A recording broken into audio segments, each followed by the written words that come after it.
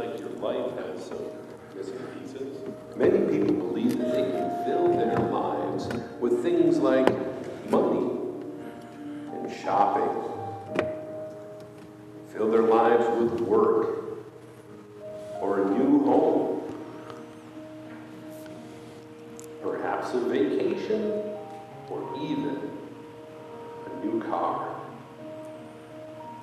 But it can still leave our lives empty.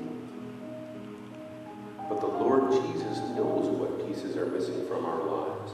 He wants to fill us with things like healthy relationships. He wants to fill us with worship. He knows that if we are filled with love for one another, constantly growing in our faith, serving one another as if we serve Jesus, and to live with his mission, which brings purpose to our lives, that we can live lives of great joy, bringing Jesus all the honor, glory, and praise. And now join us as we find the missing pieces. Well, today we start a brand new message series that I'm calling Missing Pieces. In other words, those pieces in our lives that, frankly, all of us feel like we have some missing pieces from time to time, if you know what I mean. Sometimes we try to fill those missing pieces with things of the world, but sometimes those missing pieces from the world don't really fill us up. So as we look through this series, what we'll be doing is we'll be asking the Lord to fill some of these missing pieces in our lives. So as we look at these missing pieces, we'll be exploring some of those things that will make our lives fuller, richer, and better. Today we're going to be taking a look at one of those missing pieces might be healthy relationships in our lives. And as we search through those missing pieces, hopefully we'll find those pieces that will truly fill us.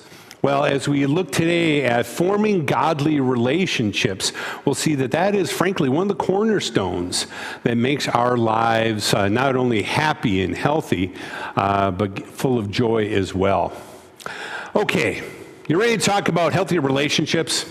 I'm looking around at people and they're thinking, yeah, I'm really not sure I'm getting where you're coming from on this. So let's start out on page 1 so that we're all on the same page. And first of all, let's understand that we all have many, many, many relationships, okay? Now, when I'm talking about healthy relationships, I am not just talking about relationships between a man and a wife, okay? You know what I mean? We all have loads of different relationships in our lives. This is not just about healthy marriages. It's about many different kinds of relationships. We have relationships within married couples. We also have relationships within families. We actually have relationships between really good friends. And I think you'll know that in each one of those relationships are bound together by love.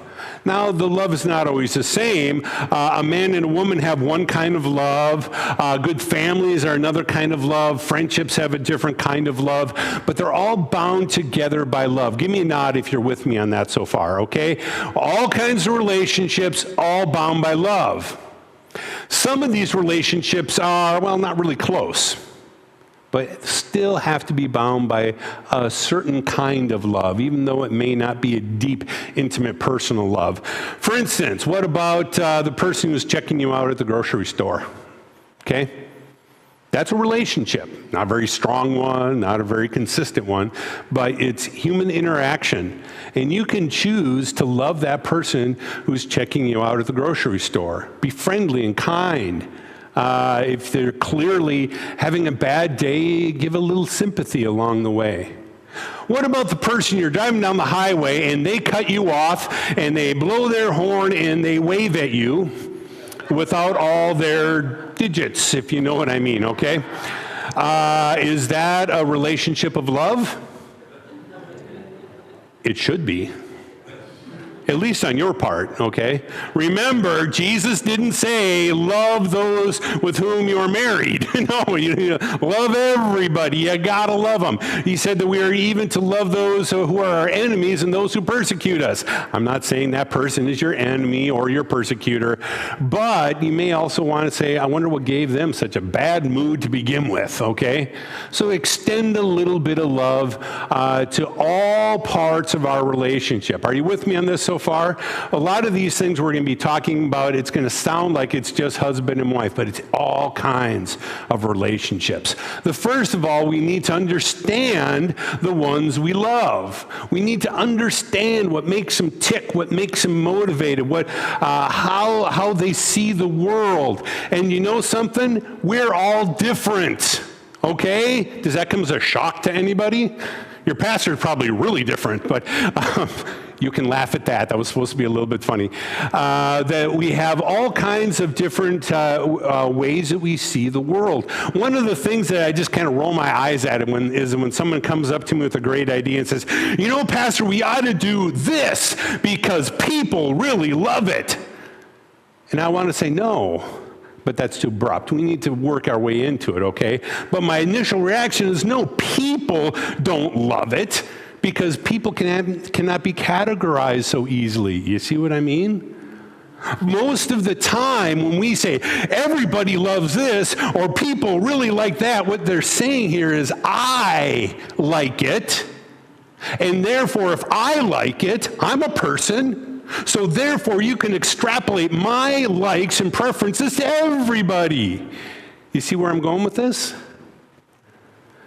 The problem is we use that in all parts of our lives, meaning well, okay? We want to do good things. But there's a danger in assuming that everyone sees the world the way you do or appreciates the same thing you appreciate. Or for that matter, gives and receives love the way you do. We need to be open to understanding things slightly differently by putting love at the forefront of all that we do. Now, let me remind you of what the first part of 1 Corinthians 13. We're going to go through the whole thing, but we're going to do it in bites. So the first thing that the Apostle Paul says, if I speak in the tongues of men and angels but do not have love, I am nothing but a resounding gong or a clanging cymbal. If I have the gifts of prophecy to fathom all mysteries and all knowledge and have the faith to move mountains but do not have love, I am nothing.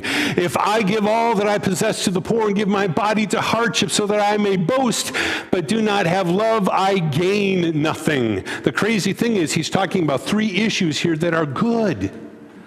The ability to speak in tongues and prophecy and give faithfully and generously to the point of your own hardship. Those are noble things. But without love, there's no power behind it. If you speak in tongues but no love, it's just noise.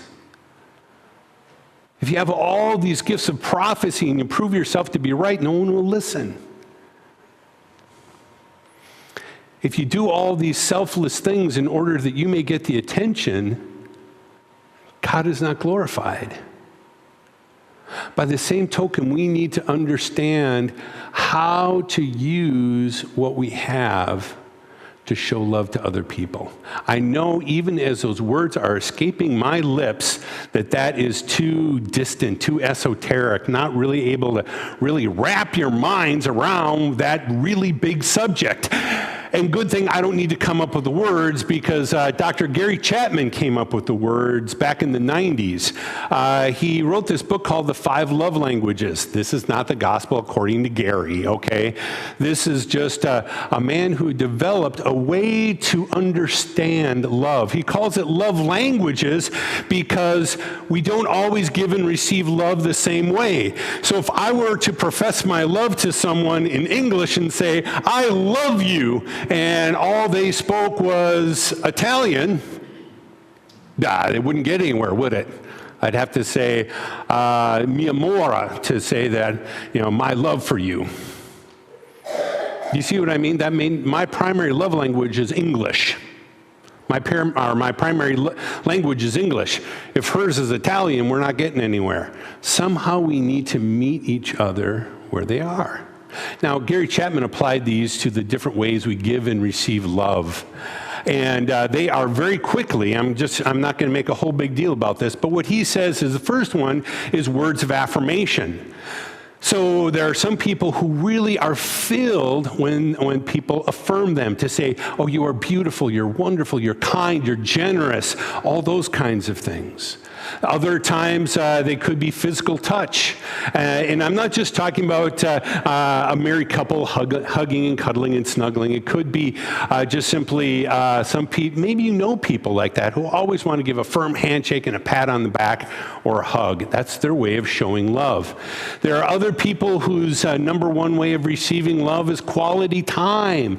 To spend time, just hours talking or playing a game, spending time together. But it doesn't have to be activities. There's a couple I knew up in Thief River. Thief River Falls, by the way, is 5.5 hours to downtown Minneapolis. I have driven it many times. This couple drove down to Minneapolis, met with their kids, and then drove back in one day. Do the math. That's 11 hours on the road just between Thief River and the Twin Cities. And they were telling me about this and said that was the most wonderful time together. It was so great. We didn't turn the radio on and we didn't say a word to one another. For them, just the time in silence, sharing the scenery was quality time. I was marrying this other couple, and they bought this farmhouse, and he painted the top, and she painted the bottom. They were always on opposite sides of the house, and they spent all day together. And they said, oh, that was so wonderful. Oh, I just felt so close to you. I know. But you see, for them, the quality time was doing a task that would affect their lives. So quality time is a little harder to nail on the head. Same thing with acts of service. Acts of service is when you do something for somebody. There are so many things, I can't even list it. But, one of the things that I've found is like, if one person usually does one task, like my wife mainly does most of the cooking, she's good at it. However, if I say, hey, let me try something unique that I saw on, Food Network, I want to try it out, and it turns out to be great, she's not just happy with the food, okay? She's happy with the idea that that's what I did for her. So anything you do for an acts of service. Now this one, you have to stay with an open mind, and that is giving and receiving of gifts. So gifts, the first thing that goes through your mind is they must be materialistic people, and isn't that too bad? That's really not the case. In fact, most of the time, it's not the amount of money spent, it's the idea that you thought of me. You see what I mean? So if my wife comes and brings home for Father's Day a brand new car, the first thing that would go through my mind is, we can't afford that. You know what I mean? However, once she got a little tiny magnet of a moose that she happened to see at Walmart, and it was a last-minute thing. Well, when I was up in Thief River, I hit a moose with my car, and it was really pretty nasty. From that point on, it's been a standing joke. Whenever I see a moose, a statue, or anything like that, I feel like I'm trying to fight the moose, right? That's just a joke, right? It's just a joke. But my wife saw that and thought of me, and isn't that sweet? And the same thing when your kids draw something out on a piece of paper. I need this just for you, Daddy. What do you do with it? Oh, I can't even tell what this is. And throw it away? No, of course not. You stick it on your fridge. So those are the kinds of things that we need to understand, that not all of us share the same love language. As I put those up on the screen, I bet some of you can say, I'm more of this than this. This resonates with me. This, not so much.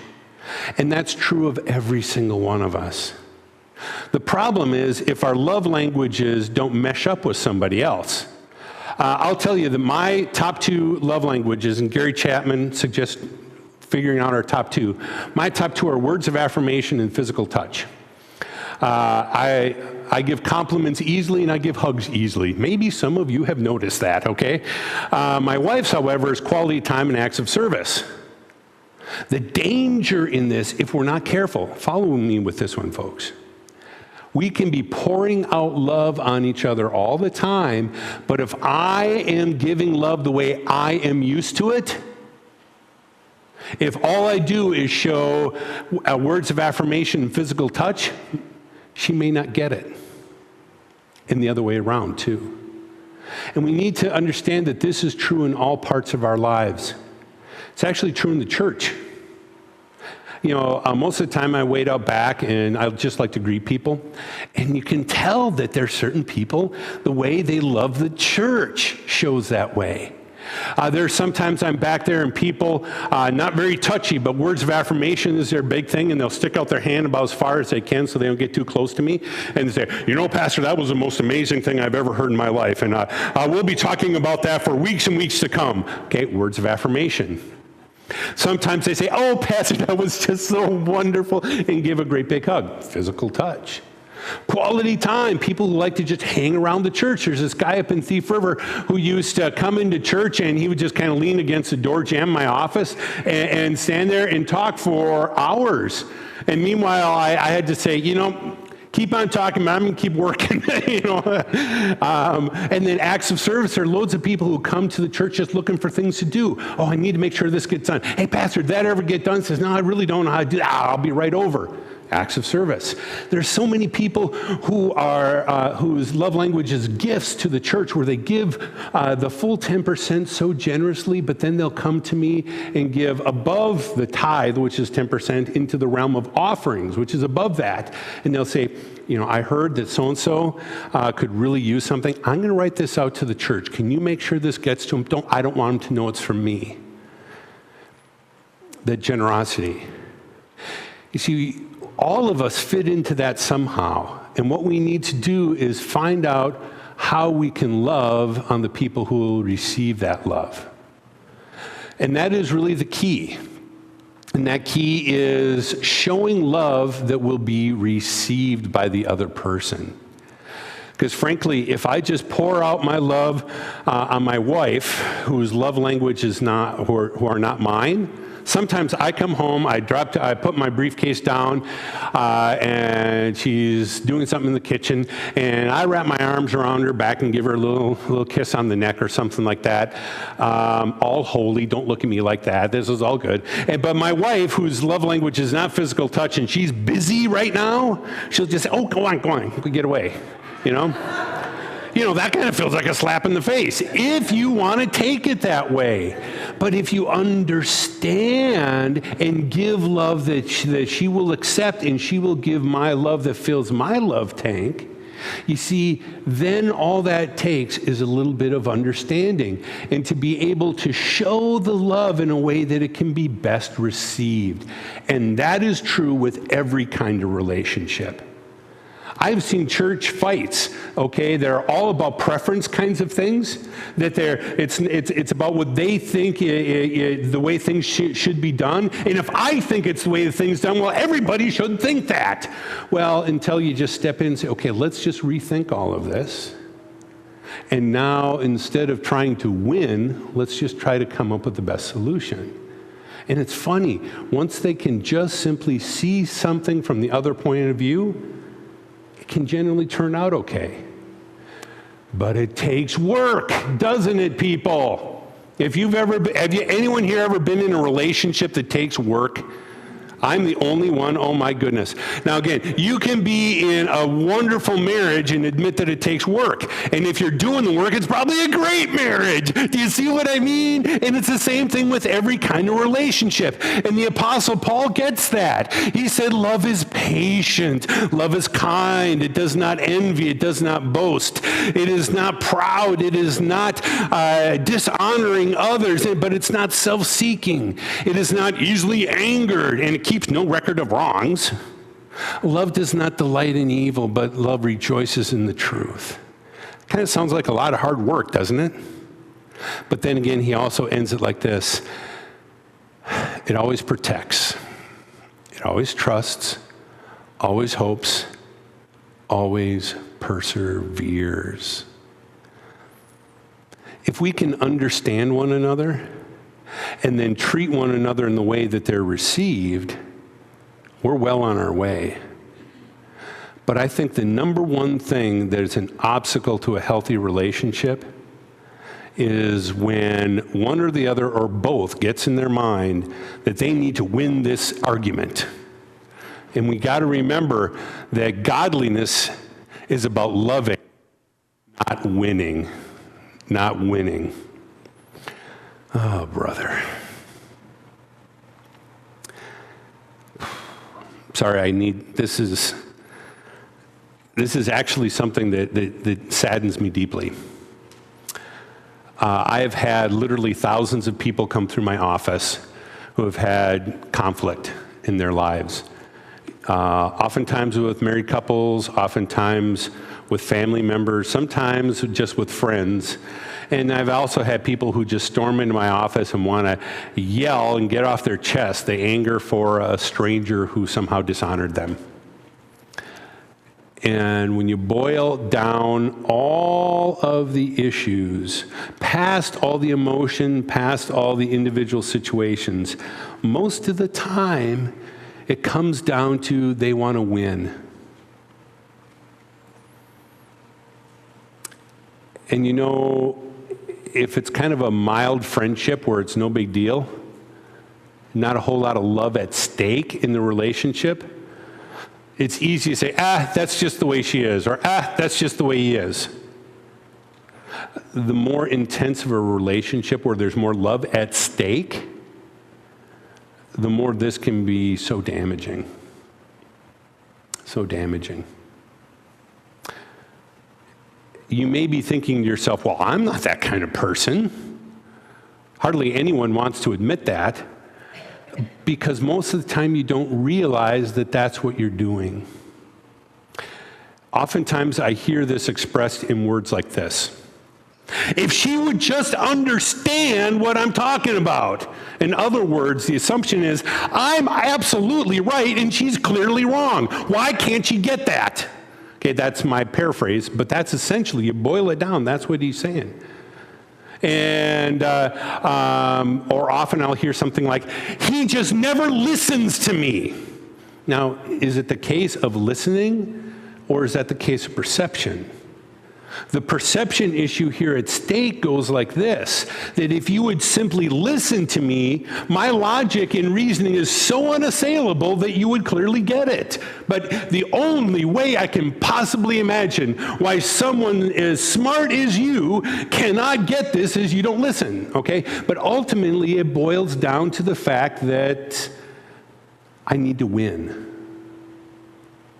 Now, there's always a danger in me giving examples like that, because now probably 2/3 of you are going through your mind, when was the last time I ever said something like that, okay? Please do that, but just let me finish this part of it too, okay? This is so important. That is true in every walk of life. You can say that about your marriage, you can say that about your family. And you know, I have seen families where brothers and sisters haven't talked in years because they think that they're right and the other person is wrong. I have seen friendships fracture because they say, well, he always has to be right. Well, is it he always has to be right, or he ends up winning the argument and you think you're right after all? And really, when you think about it, remember I mentioned that situation, the guy who cuts in front of you, honks his horn, and waves at you not so politely, right? Your initial reaction, whether you actually react that way or not, your initial gut reaction is to say, oh yeah, right? Okay, now whether you restrain yourself to say that or not is another issue. But what's wrong with saying, you know something?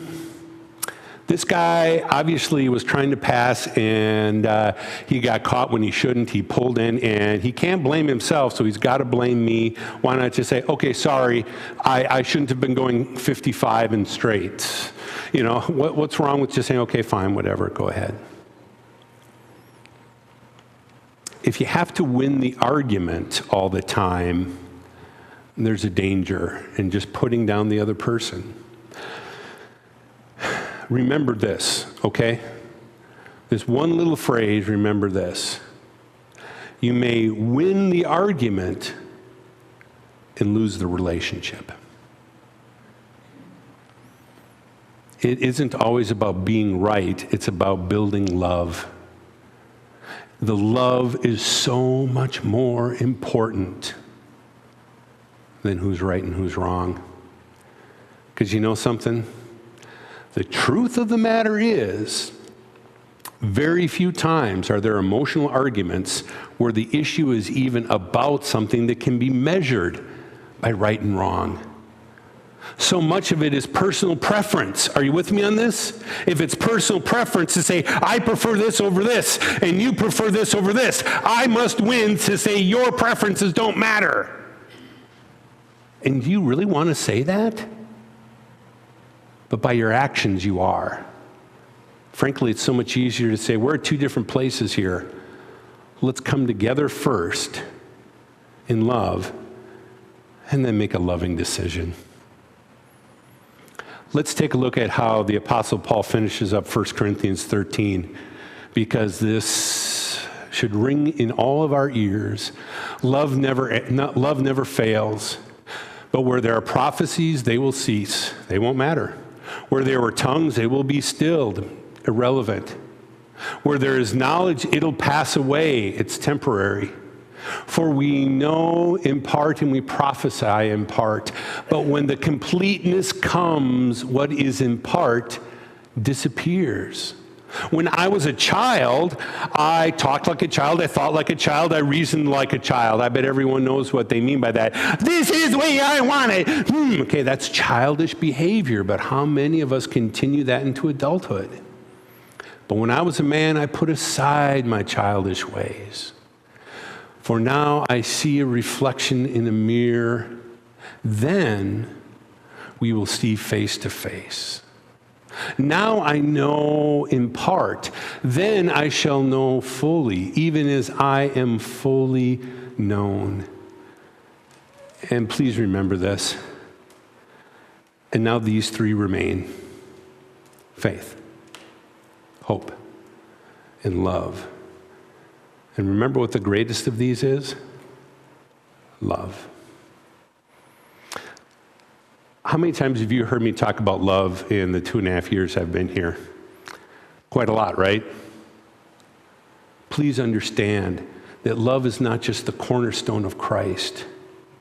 It's a cornerstone of every part of our lives.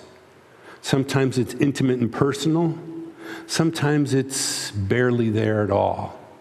But if we act out of love, we'll have godly relationships in all of our lives. In just a few minutes, we're all going to pray together. And I hope during that time in prayer, we would simply surrender all of our preferences and all of our hurts and pains and act out of love. Let's pray together, shall we? Most gracious and holy Lord Jesus, we do thank you and we praise you for all the things you have showered out upon us. But most of all, Lord, you've showered out upon us love. Let us receive it for all that it's worth, and let's bring it back out to those we love in the ways that will make good, happy, healthy, and godly relationships that will last forever. We thank you for this in Jesus' name. Amen.